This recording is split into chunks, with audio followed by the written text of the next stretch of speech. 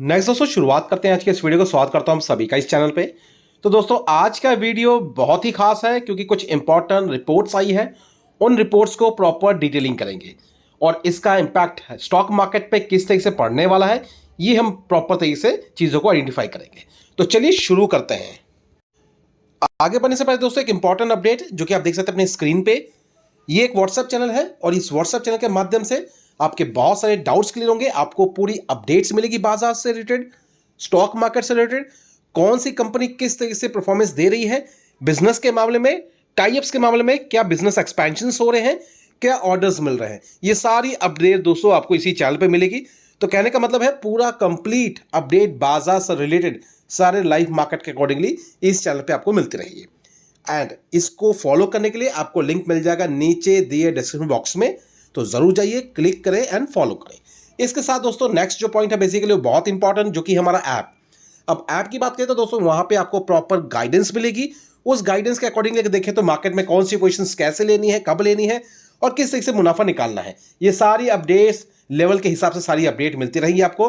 तो उसके लिए भी आपको क्या करना है, नीचे दिए डिस्क्रिप्शन बॉक्स के लिंक पे क्लिक करके ऐप को डाउनलोड करना है, प्रोसेस को फॉलो करना है एंड आगे की रणनीति जो भी वीडियो के माध्यम से आपको बताई जाएंगी वो सारी चीज़ों को वैसे ही लेके चलना है। तो इसलिए इसको भी ज़रूर डाउनलोड करें और चीज़ों को फॉलो करें। एंड जो भी प्लानिंग होती है अगले दिन के लिए हम एक दिन पहले सारी चीज़ें प्लान करके चलते हैं ताकि अगले दिन हमारे मार्केट में जो भी एक्टिविटी होगी उसके हिसाब से हम चीज़ों को ऐड कर सकें। अब आगे बढ़ते हैं, बात करते हैं बाजार से रिलेटेड। अब अगर बाजार से रिलेटेड अगर बात करें तो सबसे पहला है मार्केट का सिनेरियो। एंड मार्केट का सिनेरियो अगर देखें तो लास्ट ट्रेडिंग सेशन में निफ्टी का परफॉर्मेंस जो कि बहुत ही माइनर सी चेंज के साथ क्लोज हुआ है, लेकिन स्ट्रगलिंग पॉइंट है बाजार के लिए इस लेवल को मेंटेन करना जो कि लगभग 25,000 के लेवल का है। 25,250 का लेवल जो कि एक तरीके का एक लेवल है जो कि मेंटेन तो हो रहा है, लेकिन समहाउ अगर नेगेटिव चीज़ें हुई तो ये टूट भी सकता है। एंड इसके अगर हम अगर बात करें कनेक्ट करते हुए चीज़ें तो इसके पीछे के कौन से ऐसे कारण हैं जिस वजह से इस तरीके की चीज़ें हमें नज़र आ सकती हैं। तो बेसिकली अगर बात करें तो सबसे पहला है इंडिकेटर पॉइंट, और इंडिकेटर पॉइंट ये दर्शाता है कि बाजार किस दौर से गुजर रहा है और बाजार के लिए सबसे सेंसिटिव खबर अभी क्या हो सकती है। तो दोस्तों बाजार के लिए सबसे सेंसिटिव खबर है फिलहाल का टैरिफ ट्रेड वॉर जो कि पूरे ग्लोबल में हमें देखने को मिल रहा है। अगर यूएस की बात करें तो बहुत इंपॉर्टेंट रोल प्ले कर रहा है ये। हाँ, अगर अदर कंट्रीज की बात करें तो दोस्तों हर एक कंट्री उससे इफेक्टेड है क्योंकि हर कोई कंट्री उससे बिजनेस करता है। जाहिर सी बात है अगर कोई कंट्री अपना माल बेचेगी यूएस को और यूएस उस पर टैरिफ लगाता है, टैक्सेस लगाता है ताकि वो माल वहां बिक सके यूएस में, तो समहाउ टैरिफ के परसेंटेज पे भी सारी चीज़ें निर्भर होती है जो कि उसी को रेगुलेट करती है। अब वो चीज़ आइडेंटिफाई होती है कि उस कंट्री का अगर माल बिकता है, क्योंकि अगर बाहर से पैसा अगर उस कंट्री के अंदर आएगा तो एक बहुत इंपॉर्टेंट कह सकते हैं एक्टिविटी और जीडीपी में उसका कंट्रीब्यूशन देखने को मिलता है।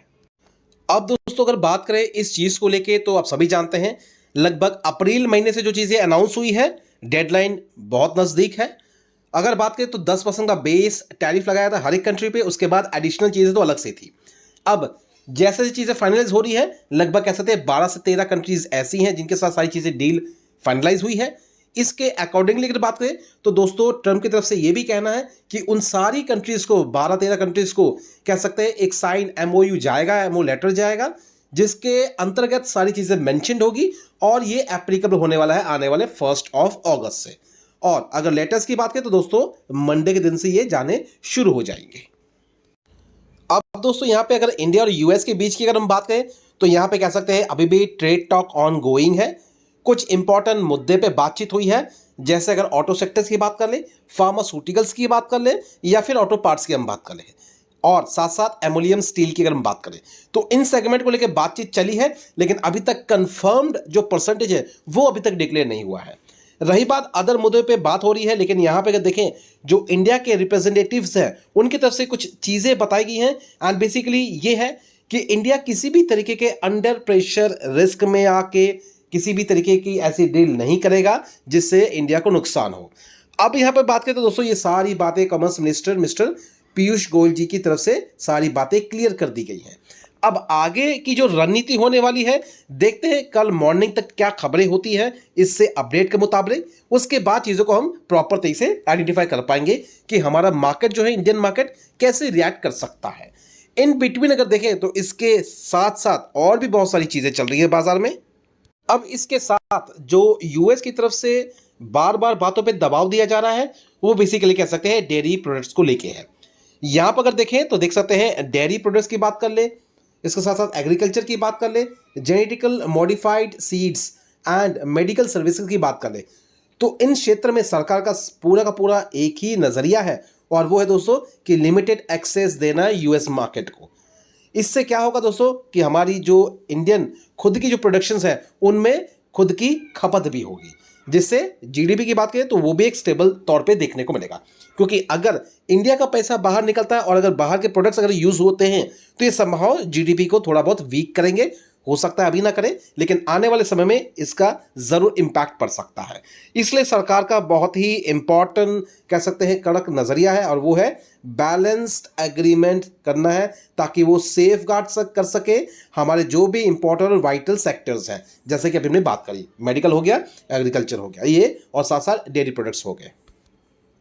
अब दोस्तों आपको याद ये भी होगा कि हमने ये भी बातें की थी बायलैटरल ट्रेड को लेके।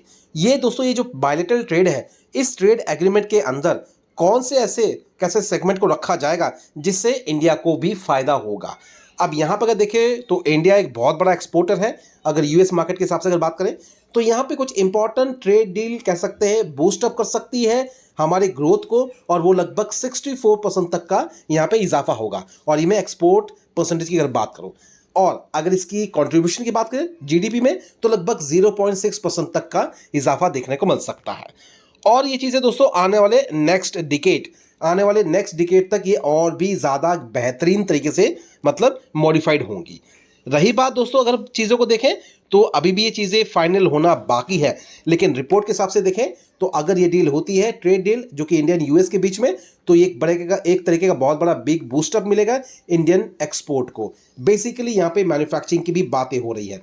अब मैन्युफैक्चरिंग की बात हम कर रहे हैं तो ये किस चीज़ को रिप्रेजेंट करता है? ये रिप्रेजेंट करता है इलेक्ट्रॉनिक्स को, ये रिप्रेजेंट करता है जितने भी कह सकते हैं एग्रीकल्चर से जुड़े हुए हैं जो भी मैन्युफैक्चरिंग्स हैं, चाहे वो पंप सेक्टर्स की बात कर लें या फिर अगर बात करें अदर पेस्टिसाइड्स की बात करें, तो यहाँ पे भी एक तरीके का इजाफा हमें देखने को मिलेगा। साथ ही साथ अगर देखें तो और भी इंपॉर्टेंट सेक्टर्स है, जैसे डिफेंस की बात करें, और डिफेंस को लेके भी इंडिया और यूएस के बीच में बहुत बड़ी डील होने वाली है, तो उससे भी एक हद तक काफ़ी मार्केट को राहत ज़रूर मिलेगी। अब ये चीज़ें तो हमने बातें कर ली जो चीज़ें बाजार में आपको सुनने को मिल रही होंगी। इसके अलावा अगर चीज़ों को ऑब्जर्व करें, करंटली अगर बात करें तो रेलवे सेक्टर में देखें तो कुछ इंपॉर्टेंट अपडेट्स आई हैं, जहां देख सकते हैं आरबीएनएल को लगभग 143 करोड़ के आसपास का ऑर्डर मिला है, लगभग साउथ सेंट्रल रेलवे की तरफ से। और ये चीज़ें अगर देखें तो बेसिकली कह सकते हैं बिजनेस एक्सपेंशंस को लेकर चीज़ें होंगी, मतलब अगर रेल एक्सपेंशंस की अगर हम बात करें। साथ ही साथ दोस्तों ये सारी अपडेट्स आपको 5 जुलाई को देखने को मिल रही है, मतलब आज ही के दिन के हिसाब से सारी चीज़ें हैं।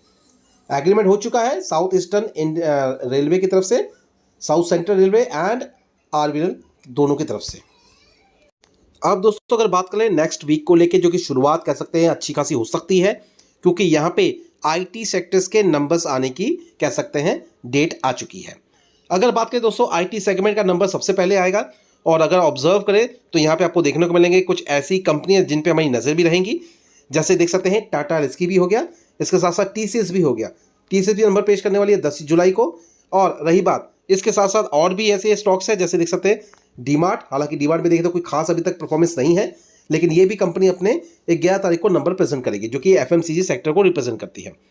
इसके साथ साथ दोस्तों अगर देखें तो कुछ और भी इंपॉर्टेंट सेगमेंट है, जैसे अगर देखें एंजल वन, जो कि बेसिकली कह सकते हैं डीमैट अकाउंट कंपनी से होल्ड करते हैं अपने आप को, रिप्रेजेंट करती है। यहाँ पे ये देखना है कि एक्चुअल कस्टमर का डेटा कितना इंक्रीज हुआ है, और ये सिंप्लीफाई करेगा कि स्टॉक मार्केट में कितने और नए लोग जुड़े हैं या फिर निकले हैं। ये चीज़ें भी ज़रूर इम्पैक्ट करती हैं, तो खास करके आपको इस स्टॉक पर भी नज़र रखनी है। अब दोस्तों अगर बात करें तो यहाँ पे एंजल वन पे भी देख सकते हैं लास्ट ट्रेडिंग सेशन में 6% की गिरावट दिखी है। अब यहाँ पे गिरावट क्यों हुई है, सीधी सी बात है, याद होगा दोस्तों हमने खबरें कुछ अपडेट रखी थी आपके सामने, कुछ चीज़ें डिस्कस की थी सेबी की अगर बात करें किसी कह सकते हैं एफआईएस को बैन करने को लेके, तो यहाँ पे उसका असर आपको इस कंपनी पे भी देखने को मिला। तो जितने भी डिपॉजिटरी वाली कंपनी है, चाहे वो सीडीएसएल हो जाए, बीएसई हो जाए या फिर डीमैट अकाउंट वाली कंपनी हो जाए एंजल वन, तो इन पे आपको इसका नज़र जो है इफेक्ट एक नेगेटिव के रूप में देखने को मिला है।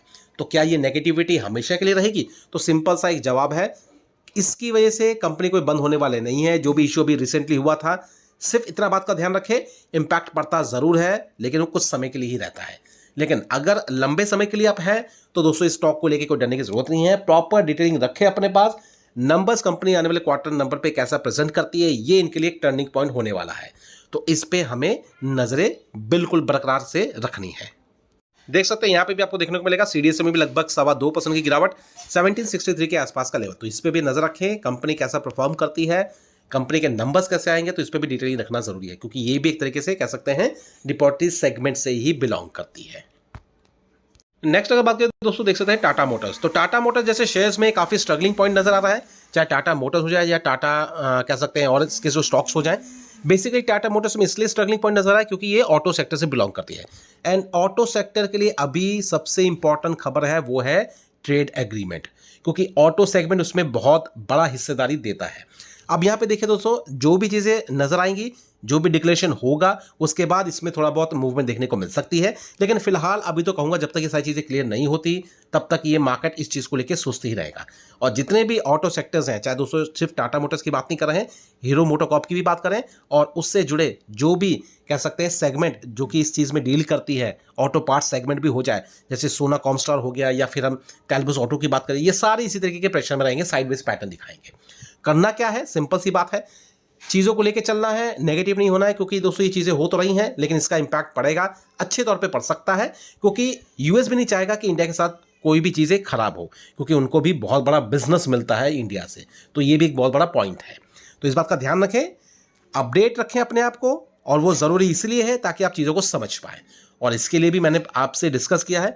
आप चाहें तो हमारे उस चैनल को फॉलो कर सकते हैं, जिसका लिंक आपको मिल जाएगा नीचे डिस्क्रिप्शन बॉक्स में।